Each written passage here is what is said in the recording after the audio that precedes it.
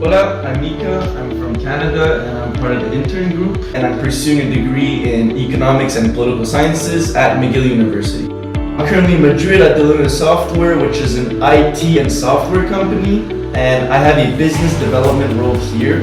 There are 3 other interns who are also part of the Madrid intern program, and they're doing more technical things like coding and data analysis, but my role consists more of business-related things like marketing and sales and market research, and also a little bit of communication. One of the biggest benefits of the Intern Group is that it gives you a network to connect with other individuals when you get to Madrid, because it's always hard to meet people when you get to a new city.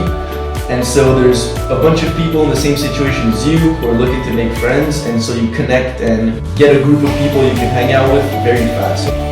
A good thing about Madrid is that you're very close to beautiful cities like Valencia or the Canary Islands. I personally have been to both, and there's very pretty beaches and you can enjoy the sun and the nice weather. Before coming to Madrid, I did not really know what to expect, but I've been having an amazing time in the city and I'm really gonna miss it. And yeah, adios.